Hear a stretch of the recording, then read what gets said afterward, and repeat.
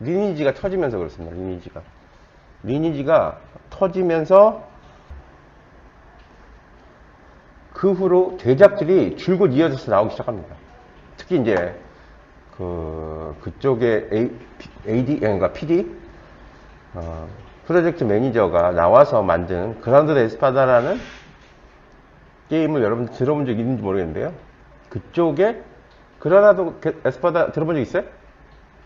네. 거기에 순정만화풍의 걸출한 원화가가 메인으로 등장하면서 엄청난 인기를 끌기 시작했어요. 그 바람을 얹고 몇 명의 원화가들이 한마디로 게임의 마케팅과 더불어서 유명세를 같이 타버렸죠. 그러면서 절정을 이룬 게 2014년 정도에 이제 불소가 개발되기 시작했는데, 그때 당시에 김영태가 NC로 들어가게 됩니다. 그 전까지 김영태는 다른 게임사에서 지금 막 기억이 안 나는데 예? 소프트맥스야, 맞아. 소프트맥스에서 메인 작가를 했는데 그렇게까지 잘 그리지 않았어요. 근데 맨 마지막에 나오기 전쯤에 동인지 활동을 했는데, 그게 이제 대박이 터지면서 동인지 활동한 게 어떻게 연결이 잘 돼서 일본에서 일러스트 집을 한국인 최초로 내게 됐어요. 그러면서 원화가 또는 원화라는 직업이 이제 본격적으로 달리기 시작했어요. 이제 게임 캐릭터, 캐릭터 원화가가. 자, 그런데 그 중에 본격적으로 원화가라는 직업을 그 정점에 올리게 했던 계기가 사실은 한국 게임이 아니라 일본 게임입니다. 2012년에 일본발 카드 게임 열풍이 갑자기 불어닥치게 돼요. 근데 이때 대표작 아시죠? 여기 써있죠? 뭐라고요? 확산성 밀리언. 이거 해본 적 있어요? 네. 확산성 밀리언 아서, 점을 잘못 쳤어요. 확산성 밀리언 아서라는 게임이 등장을 하면서 일본에서 히트 쳤는데, 일본에는 일본 작가들이 한계가 있어서 그 카드 게임이라는 리소스를 감당해낼 여력이 안 됐어요. 그러니까 공장처럼 만들어낼 수 있는 어떤 그 시스템이 일본에 갖춰지지 않았고, 그 당시 한국에서는 이미 그러니까 투잡 형식으로 많은 일러스트 원화가들이 온라인 게임의 대형 온라인 게임들의 원화가로 활동을 하면서 투잡 형식으로 외주를 받아서 일을 하기 시작했는데, 그게 연결이 되면서 거기를 일본하고 연결해주는 몇 개의 기업들이 조인을 해서 폭발적인 성장을 이루어낸 게 그때 확산성 밀려나서 이후에 여기저기에서 카드 게임 만들어내고, 일본에서도 엄청난 양의 카드 게임이 만들어내기 시작했는데, 그 원인이 된 게 뭐였냐면, 일본 같은 경우, 한국 같은 경우는 엔진을 언리얼 엔진부터 상용화 엔진을 무지 많이 쓰고 고급 기능을 다 활용할 수 있는 반면에, 일본은 굉장히 사실은 구식입니다. 개발 자체가 구식에다가 굉장히 개발 환경이 고정됐다 그랬나? 그러니까 어떤 보수적이에요. 굉장히 보수적입니다. 게임인데도 불구하고 만드는 것부터 구성까지 굉장히 보수적이었어요. 그러다 보니까 제일 먼저 손이 될 수 있었던 게 이제 카드 게임이었어요. 우리나라는 그때 이제 카드 게임 같은 건 안 만들었거든요. 우리나라는 무조건 3D로 움직여야 됐어요. 그때 당시에는. 그때 리니지 2가 나오기 시작했고, 우리나라 이미 맥스라든지 그런 기타 뮤도 나오기 시작했고 정점을 이뤘습니다. 그때 그래서 3D 게임에 관련돼서는 일본하고 한국이 상대가 안 됐어요. 한국이 압도적으로 우세했습니다. 물론 이제 그 밑에는 이상한 배경도 있는데 그거는 뭐 여기서 설명할 필요는 없고, 하여튼 이상한 배경이라는 건 그거죠. 무료 버전 쓰는 환경이 좋은 게 우리나라였고, 일본은 또 다 사서 써야 되는 분위기여갖고, 그런 대중 확대라는 그런 것에서 조금 차이가 있었어요. 일본 사람들이 뭐 무식해서가 아니라 문화적 환경 차이도 좀 많이 작용을 했습니다. 그러다 보니까 거기서 맞물려 갖고 중국으로 넘어갔는데, 중국에서 그것하고 더불어서 어마어마한 성장을 이루는 텐센트라는 기업이 성장하게 됩니다. 텐센트라는. 우리나라에 뭘 가져갔다고요? 던전앤파이트.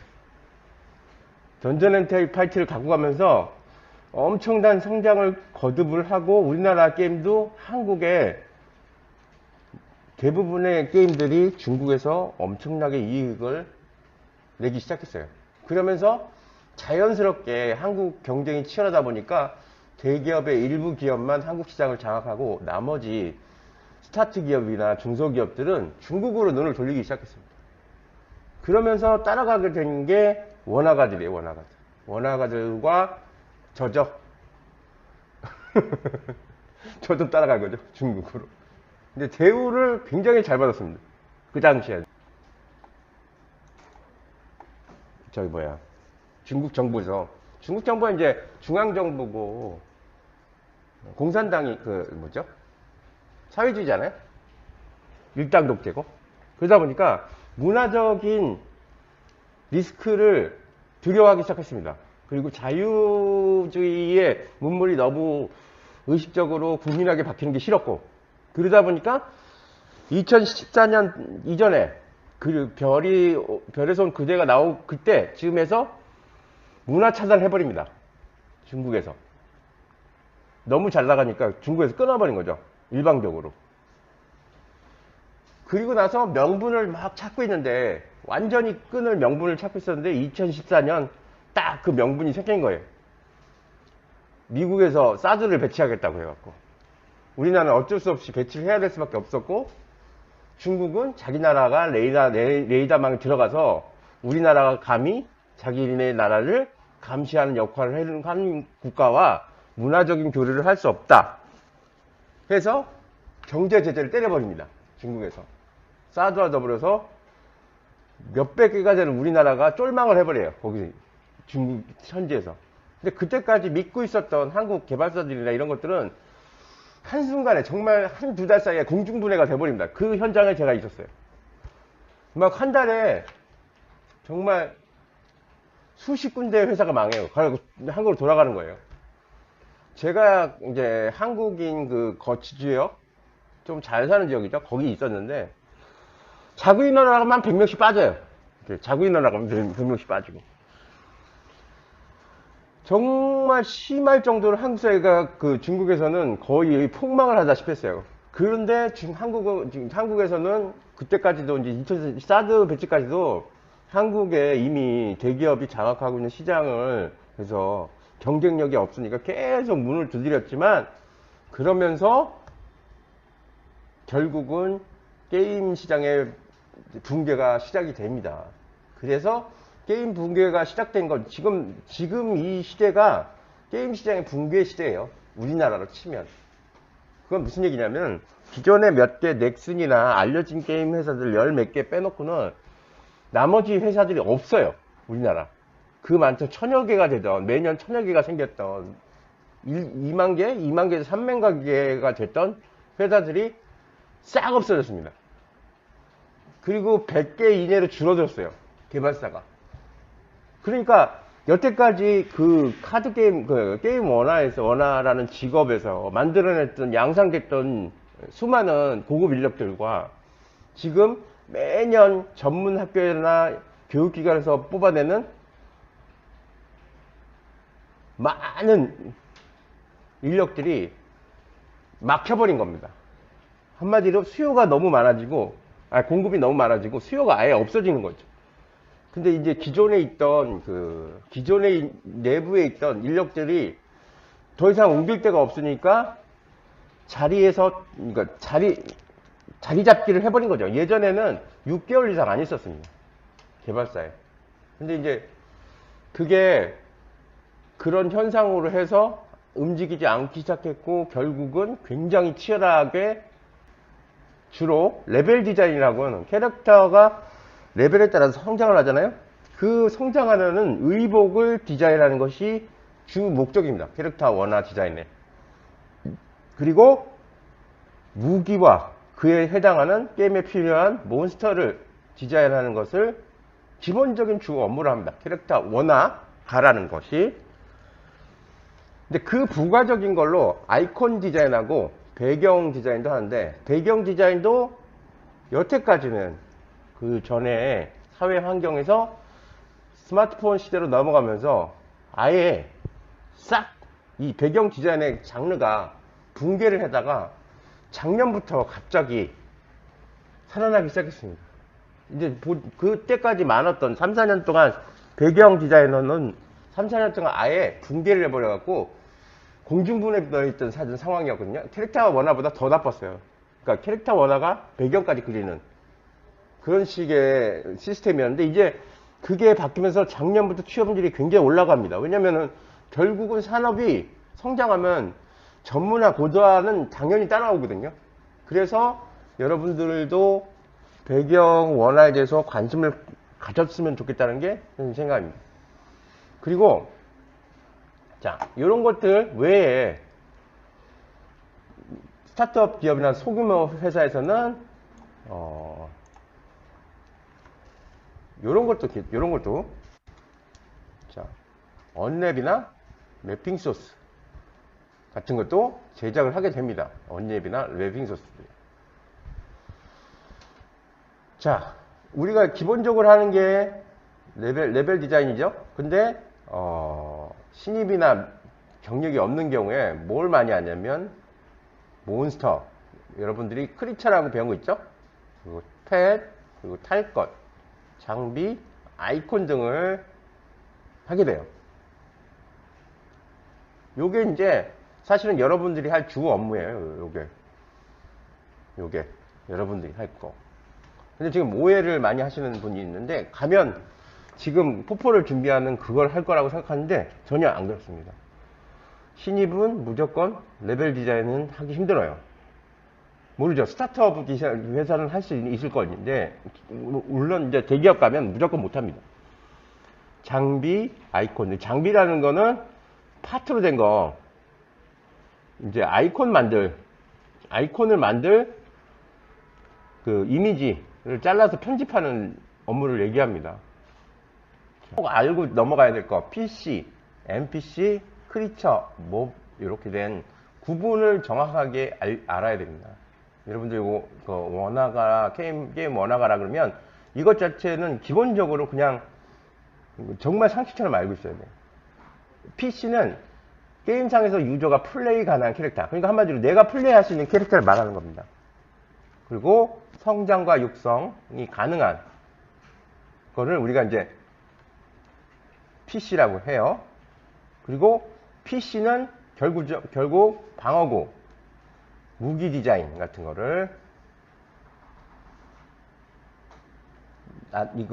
하는 것을 디자인, 그러니까 게임 원화가의 기본 업무이고, 3D 모델을 위한 설계도 역할을 한다는 걸 알아야 돼요. 그러니까 중요한 거는 요거가 아니라는 얘기예요. 레벨 디자인은 단독 작품의 의미가 없습니다. 근데 이제 보통 세트 장비라고 하는 이제 코스플레이 개념의 장비들이 또 있는데, 이런 것들은 관절의 구분이 없어요. 관절을 사용하지 않기 때문에 사용하긴 사용하는데 교체가 안 하니까, 그러니까 한마디로 세트 부분 파트에 교체하는 일이 없기 때문에 요거를 관절을 의식할 할 필요가 없어요. 근데 요 코스플레이하고 세트 장비만큼은 관절 의식하지 않고 디자인이 가능합니다. 근데 대부분의 디자인은 관절을 의식해야 돼요. 3D 모델을 위한 설계도 역할이기 때문에. 여러분들이 이제 입사해서 좀 주의를 하셨으면 하는 부분이 이 부분인데,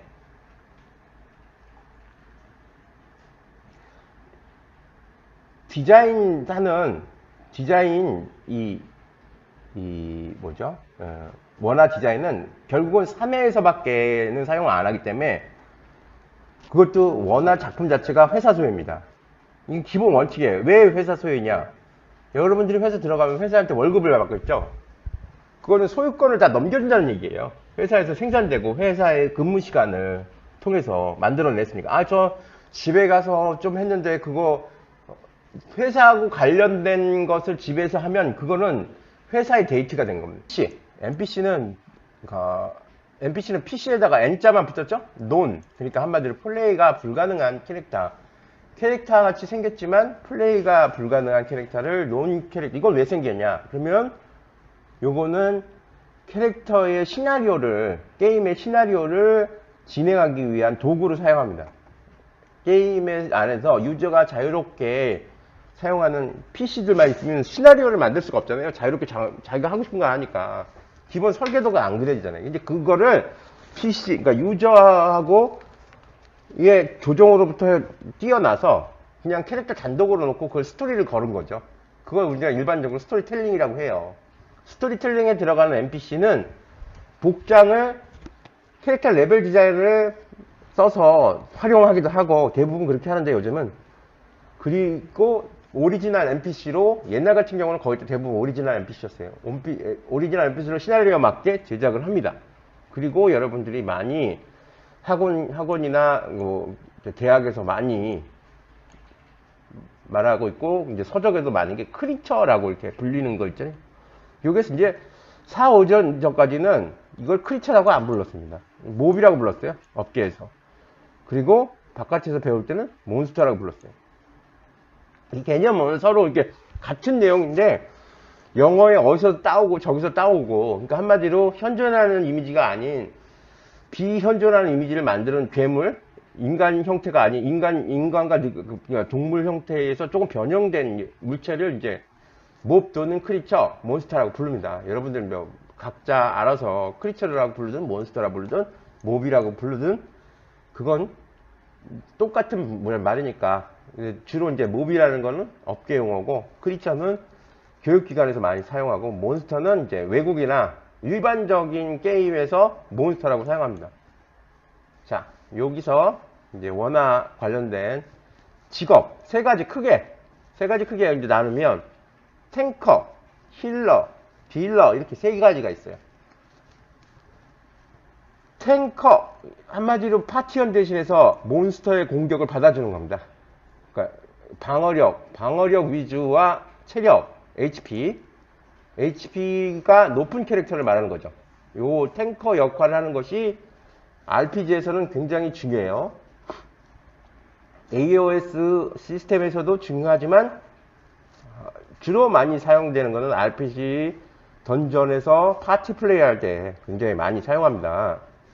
요거는 몬스터의 데미지를 이게 어그로라고 해갖고 몬스터의 데미지를 캐릭터에다 끌어주는 자기한테 몸빵을 해주는 거죠. 몸빵을. 어그로라는 용어를 많이 쓰는데, 몬스터의 데미지를 팀원들의 데미지가 약한 캐릭터 대신에 맞아주는 역할을 합니다. 그러면서 방어하면서 공격해주는 역할을 합니다. 그 대표적인 시스템 만들어낸 게 여기 월드 오브 워크래프트라는 이 명작이죠. 명작. 이게 아마 지금 유저 인구가 7천만인가 그럴 거예요 아마.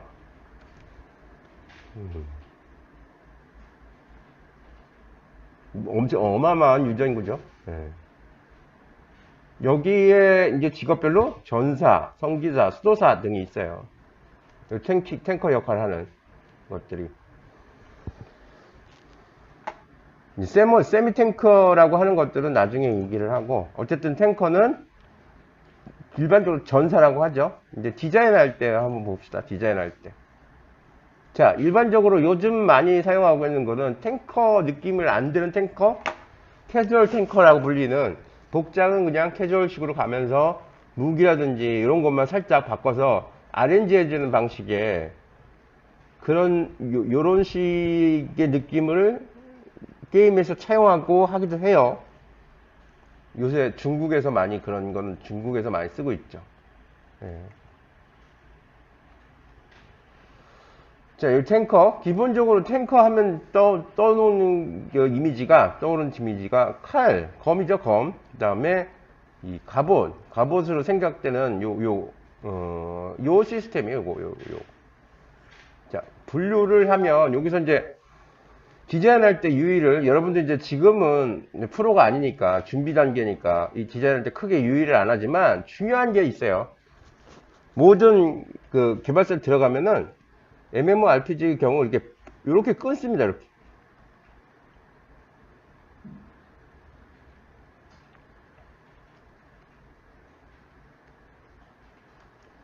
이걸 왜 끊겠어요? 이게 다 아이템이죠? 파트. 요게. 근데 사실은 여러분들은 지금 프로가 아니라서 그렇지, 사실은 이거를 분해해서 생각을 해야 돼. 여기 뼈대가 들어가거든요. 이렇게. 뼈대가 들어가기 때문에 이 사이사이에 아이템을 껴버리면 씹히는 현상이 일어나요. 3D에서. 그래서 보통 이 접히는 부분에 한꺼번에 연결되는 이런 디자인은 거의 채용을 안 합니다. 보통. 그리고 제일 많이 씹히는 부분이 어디냐면 여기 있죠? 손과 허리 사이, 여기다가 장비를 막 붙여버리는 친구들이 있는데, 이러면 반드시 3D 만들 때 씹혀요. 가장 그 3D하고 그 협업할 때 주의를 해야 될 부분이에요, 그게. 그 부분은 이제 기초 상식처럼 좀 알고 계셨으면 좋겠고, 자, 요게 이제 여러분들이 제가 바라는 이제 프로급의 원화라고 할 수 있습니다. 이게 프로급이. 보시면 이제 요 밑으로 쭉 보여드리는데, 한번 볼까요? 우선 그렇고, 자, 이렇게 보고 밑에, 자, 요거 보시면 탱커 캐릭터의 특징은 무기 자체를 강조한다는 거죠. 무기 강조를 한다는 거. 두 번째, 무기 강조하고 있죠. 방어구를 강조합니다. 방어구 보시면 이렇게. 주로 원화에서 볼륨이나 방어구를 상당히 데포르메에서 굉장히 강화합니다. 지금 요거를 그림으로 생각을 해보면 얘가 지금 그럼 어떻게 생겼냐면 이렇게 생겼거든요.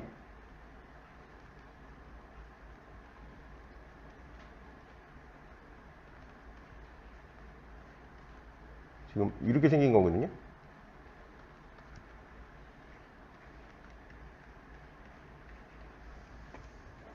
그럼 이 두께가 장난 아닌 거죠? 이게 위에 이 두께가, 이게 이제 이렇게 과장하는 거를 데포르메라고 하면 돼요. 데포르메.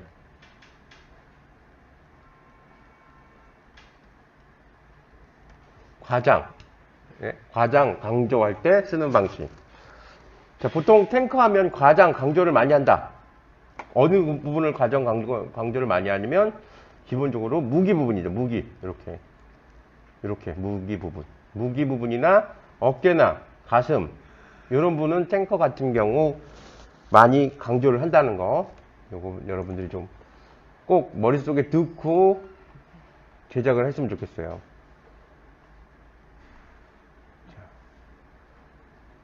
이렇게 보시면은 탱커가, 그리고 SF 물론 넘어가면 강조가 이런 식으로 이렇게 강조를 하는 형식도 있어요. 무기를. 예전에 이런 게임들이 몇 개 나왔었는데 SF로, 근데 이제 뭐 성공 못하고 사라져서 그렇지, 무기를 대빵 크게 해갖고 탱커로 사용해서 했던 이런 식의 디자인 해갖고 탱커를 했던 게임들이 꽤 있었습니다. 근데 이제 그게 이제 빛을 못 봐서 그렇지 개념은 같아요. 중세 환타지나. 자, 보시면 디자인을 보시면은 주의할 점. 꺾이는 여기 이 부분, 이 부분, 이 부분, 요 부분, 요 부분, 요 부분이 상자가처럼 딱딱 분리될 수 있게끔, 교체될 수 있게끔 디자인하는 게 원칙입니다. 원칙. 원칙은 알고 계셔야 돼요. 그 원칙이 있다는 것조차 모르면 안 되겠죠. 자, 볼까요? 대체적으로 탱커의 이미지를 좀 뽑아봤어요, 선생님이. 일반적인 탱커의 이미지를. 요거는 카페에 있으니까 여러분들 디자인할 때도 좀 참고를 해주셨으면 좋겠어요. 다양하게 좀 올려봤으니까. 자, 꼭 잘생긴 것만 있는 건 아니니까 이런 식의 토박토박한 이미지도 포폴에 올라가면 재미있으니까 꼭 잘생긴 이미지, 자기가 생긴 이미지가 한두 장 됐다고 하면 이런 것도 한번 생각을 해보세요. 자, 이런 식의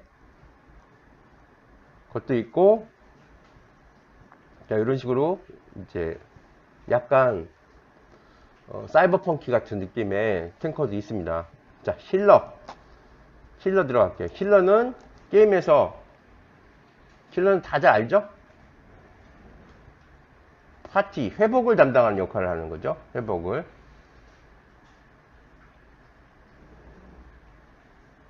요거를 스킬로 들고 다니는 캐릭터 자체를 말합니다. 스킬을, 이 힐러라는 거는 요거 자체가 이제 직업이니까 스킬로 갖고 있는 애들을 우리는 힐러라고 해요. 이제 그러니까 회복 역할을 담당하는, 주로 회복이죠. 그러니까 데미지가 깎이잖아요. HP랑 MP가 깎이면 그거를 회복시켜주려고 역할을 하는 게 힐러의 주요 임무예요. MMORPG에서 탱커를 회복시키는 역할. 예? 강한 몬스터를 만났을 때 탱커를 회복시키는 역할을 주 업무를 합니다. 요거는 지금 다 아는데 왜 많이 하냐고 물을지는 모르겠지만 대부분의 원화가들이 이걸 모르고 그냥 해요. 예? 적에게 최대의 많은 피해를 주는 역할을 합니다. 그러니까 적에게 100이라는 거를 줬으면 100이라는 거를 갖고 있는 이 캐릭터가 있으면 여기다가 1000이라는 예, HP 피통을 갖고 있어요. HP 피통을 갖고 있는 이 용이 하나 있다고 칩시다. 그러면 딜러가 옆에서 얘한테 상태 이상이라고 동작을 못하게 하거나 이런 마법 계열을 걸어 놓고 나서 얘한테 예? 데미지가 더 많이 들어가게 스킬 발동을 시켜서 얘의 힘을 강하게 해서 이렇게 때리는 거예요. 또는 얘가 힘을 약화시켜서 똑같은 걸로 맞았는데 더 많이 피해게 보게. 그러니까 상태 이상 속성을 만드는 것이 딜러입니다. 딜러. 최대의, 지금 방금 말씀하신 그 말이 맞는데, 이 중요한 거는 상태 이상이 있어야 돼요. 상태 이상. 그러니까 그 수치에 맞지 않은 추가된 데미지를 입힐 수 있는 능력을 주던가 아니면은 상대방의 그러니까 몬스터에게 PVP 아니라 이제 몬스터일 때 PVP일 때도 마찬가지인데 PVP일 때도 마찬가지예요. 상대방에게 상태 이상을 걸어서 약간 뭐 5초간 움직이지 못하게 합니다. 뭐 이런 거 뜨죠? 게임에서 보면. 예? 10초간 뭐 상대방이 그 스킬을 발동하지 않습니다. 이런 거 있잖아요. 이런 것들이 이 딜러가 해주는 역할입니다. 그럼 힐러는 뭐예요, 그러면? 얘가 이게 탱커가 맞아서 피통 떨어질 때 얘한테 피통을 계속 넣어주는 거죠. 예? 피통에 피를 채워주고 MP 채워주고 피통 채워주고 얘가 공격 잘 해줄 수 있도록 힐러는 계속 퍼부어줍니다. 펌프질을 해주는 거예요. 펌프질을 죽지 않게. 여기서 딜러는 상태 이상을 계속 걸어주는 거고 이게 기본 개념입니다. 알겠죠? 여기 하나 추가된 게 뭐 있어요? 버퍼라고 있죠? 버퍼 추가돼서 세분화된 게 버프를 건다 그래서 상태 이상만 전문화해서 상태를 예를 들어서 얼음을 얼립니다. 그래서 동작을 멈추게 합니다. 공격을 못하게 합니다. 5초간씩 5초에 1000씩 데미지 5를 줍니다. 이런 식으로 상태 이상 전용만 버프, 그러니까 기술, 그러니까 특화된 기술만 하는 것을, 특화된 조작 같은 거, 이런 것들을 하는 걸 버프라고 합니다. 버프 스킬. 예. 세 개로 나누죠. 기본적으로 세 개로 나누죠. 딱 세 개. 탱커, 힐러, 그 다음에 딜러. 이건 데미지. 근데 저기 뭐야, 인터넷에 딜러 치면 잘 안 나와요. 앞에다 데미지 딜러를 써야지 나옵니다. 이렇게 있는데, 탱크는 아까도 얘기했다시피 캐릭터가 갑옷 입히고 두껍게 하면은 웬만큼 나오는데, 힐러 이거는 법사 이렇게 떠갖고 공중에서 띵띵띵 해갖고, 예? 지팡이 짚고 이렇게 막 드레스 입고 이런 거 나오는데, 딜러는 그럼 뭘까요? 장비. 그러니까 얘네들 딜러는 일정한 공격력이 있습니다. 공격력. 근데 방어력이 약할 뿐이에요. 방어력이. 딜러의 개념. 왜냐면 얘도 방어력 세면 탱크가 할 일이 없잖아요.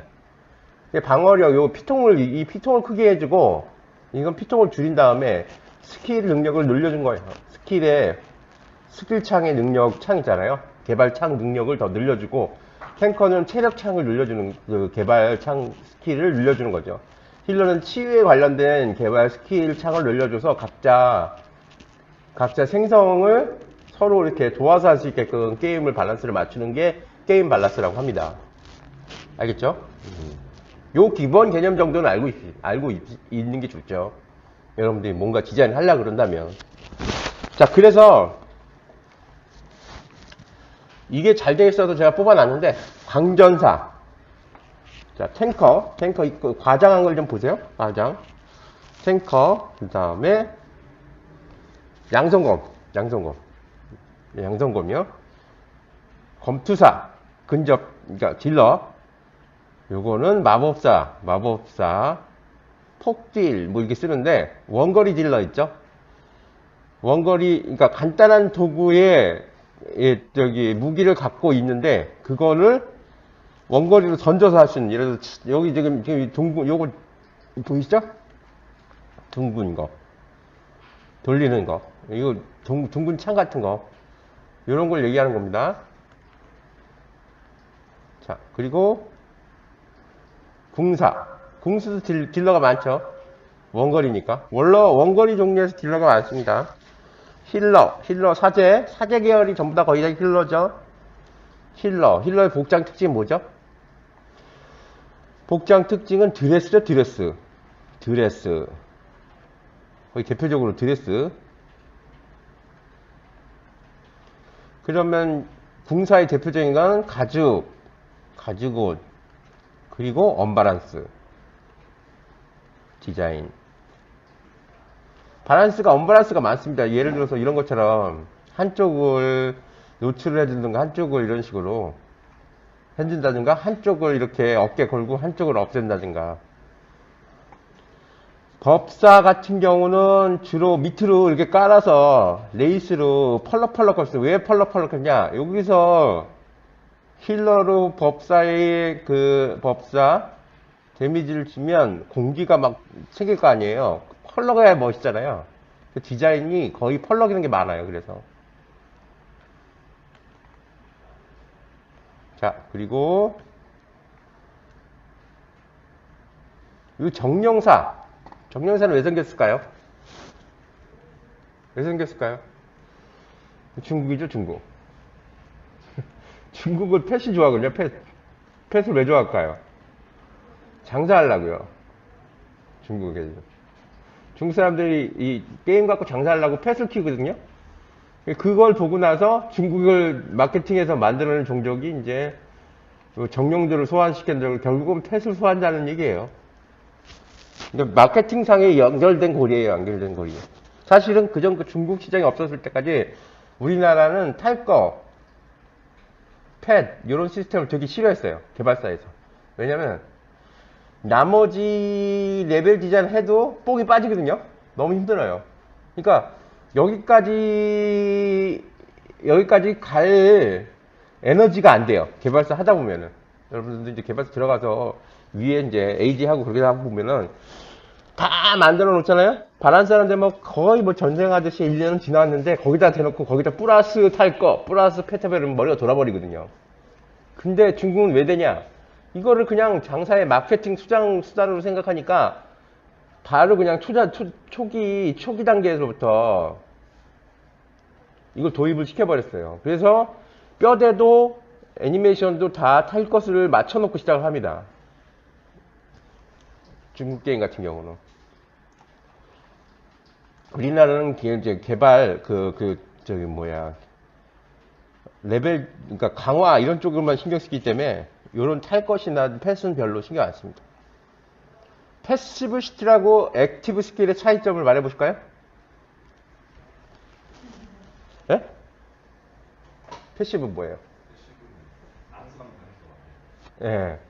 가만히 조작 없이도, 별다른 조작 없이도 어느 정도 능력 단계가 되면 자동으로 활성화되는 캐릭터가 갖고 있는 기본 능력이에요. 기본 재질 능력. 근데 액티브는 뭐죠? 눌러야 나가는 거죠. 눌러야 나갈 수 있는 종류 말합니다. 자, 그 정도 하면 전체적으로 능력에 관련돼서는 얘기를 끝냈어요. 요거 이제 디자인 관련돼서 팁 어느 정도. 자, 요거는 뭐 요즘에 생긴 거라서 신경 쓸 필요 없고. 자, 이걸 잘 보세요. 이 친구의,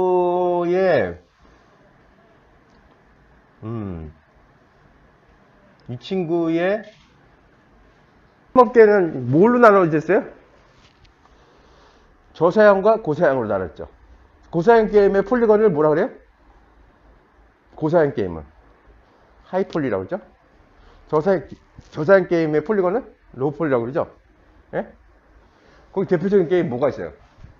요새 뜨는 것 중에 로우폴리에는 세븐나이츠라든지 FX7이라든지 달빛 조각사든지 이렇게 나오는 것들, 요거를 대표적으로 요새 게임들 중에 이걸 로우폴이라고 하죠. 그럼 하이폴은 뭘까요? 불소, 아이온, 로스트아크 같은 거. 예? 거의 하이폴에는 뭐가 들어간다고요? 노멀맵, 스페큘러, 라이트맵 등등 맵핑 소스가 여러 장 겹쳐요. 그게 이제 하이폴이라고 합니다. 자, 원화가가 캐릭터에서 제공해야 되는 건 뭘까요, 그러면? 그냥 그림 한 장 던지면 될까요? 그게 아니라, 원화가는 재질, 무슨 재질로 표현해 줬으면 좋겠는지 재질의 특성을 설명하는 게 되게 중요합니다. 그 다음에 디자인의 통합성. 모델러들이 할 수 있는 거는 모델링을 잘하는 건 있는데 디자인을 그러니까 전반적으로 다 통합적으로 이렇게 이미지를 그리질 못해요. 그래서 세계관을 통일해 주는 점이 중요한 겁니다. 그리고 3D 디자인 제작에 맞게 앞, 뒤, 등 입체적으로 볼 수 있게끔 해주는 겁니다. 예? 설계자 역할을 해줘야 돼요. 설계자 역할. 이게 원화가들이 제공되어야 할 가장 큰 중요한 점입니다. 그림 이쁘게 그려주는 거는 여러분들 포폴을 만들 때고, 입사해서 게임 업계에 들어가면 요걸 해줘야 된다는 거 잊지 마세요. 들어가면 이렇게 하는 친구들이 별로 없어요. 예? 자기 그리고 싶은 것만 그리려고 그래요. 두 번째, 세 번째, 그 다음에 원화가랑 3D랑 공통적으로 주의해야 될 게 뭐가 있겠어요? 애니메이션 제작할 때 씹히는 게 있어요. 씹히는 게. 애니메이션 하는 사람들이 제일 짜증나는 게 뭔지 알아요? 걷는데 모델링이 자꾸 씹히는 거 있죠? 이래서 어떻게 되냐면 모델링이 이렇게 돼, 이렇게. 예? 팔을 벌려갖고 이렇게. 마치 수영하듯이. 그거 왜 그러냐면 이렇게 하면은 모델링 옆에 장비 때문에 막 씹히거든요? 그럼 막 번쩍번쩍 하는 현상도 일어나고 버그가 굉장히 많이 일어납니다. 그래서 되도록이면 요쪽 팔의 안쪽 하고 허리 안쪽은 되도록이면은 디자인할 때 많이 안 붙여주는 게 좋아요. 왜냐면 너무 씹으면 모델링 볼 때, 모델링은 여러분들 모델링 해보셨으니까 알 거 아니에요? 겹치면은 그 지그재그로 떨림 현상도 일어나고 반짝이 현상도 일어나고 버그적인 현상들이 되게 많이 일어납니다. 그래서 되도록이면 피하는 게 좋아요. 자, 그래서 이제 모델링과 결과물을 비교해 봤을 때 여러분들이 원화가로서 내가 제일 안타까운 게 뭐냐면 원화가를 하려고 그러는데 최종물을 보려고 하지 않아요. 참고하는 것들이 다 그림이에요.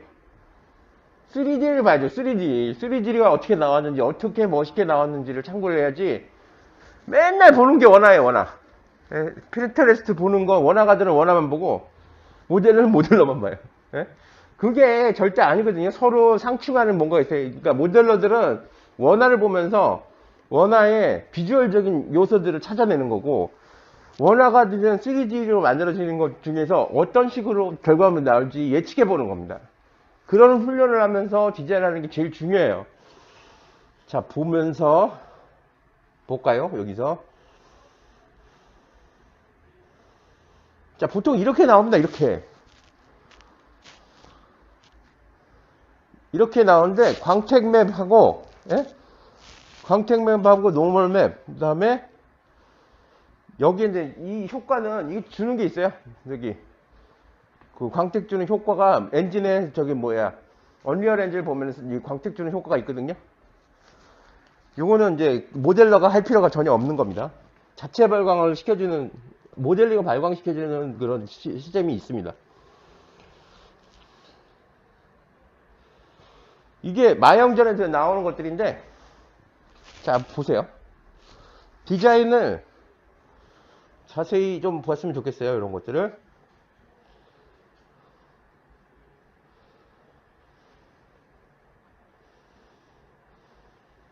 자, 요건 코스프레죠? 코스프레 또 디자인 해야 된다는 거.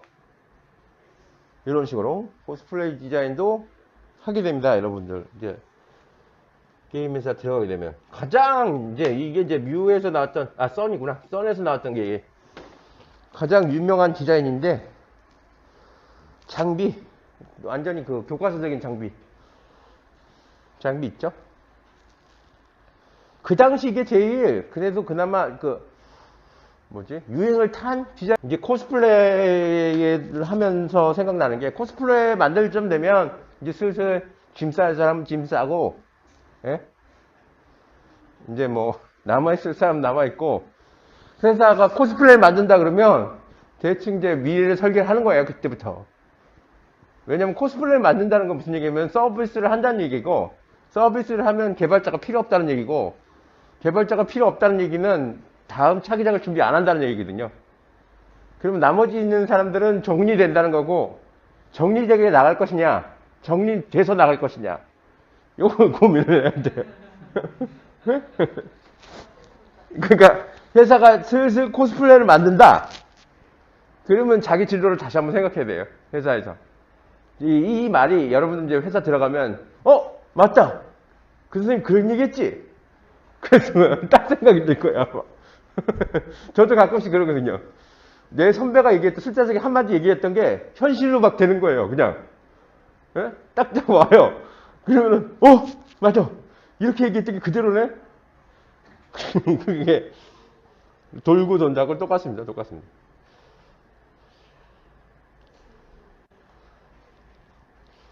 자, 원화가들은 이렇게 자, 여기 참고로 사진, 바비도기 영인정 것들이 되게 잘 돼 있어서 좀 모아놨는데, 디자인을 좀 참고를 많이 하세요. 현실적인 디자인. 자, 요런 것도 기본 세팅, 기본 장비, 기본 자동화 세트를 요 세 가지 이렇게 딱 했을 때, 나란히. 여러분들은 지금 하나에 한 가지밖에 안 그리잖아요. 그죠? 세트 개념으로 남녀되면 이렇게 나오는데, 다른 사람이 한 디자인을 하나 그릴 때 나는 세 개의 디자인을 이런 식으로 똑같이 디자인을 한다면 경쟁력이 이쪽이 더 많겠죠? 그런 식으로 조금 2차원, 3차원적으로 생각해서 제작을 했으면 좋겠어요. 그냥 단순히 원화가니까 그림 잘 그려야지 이렇게 해갖고 이길 수 있는 세제가 아니에요. 물론 그게 이제 하들이 좀 높지만 어쨌든 간에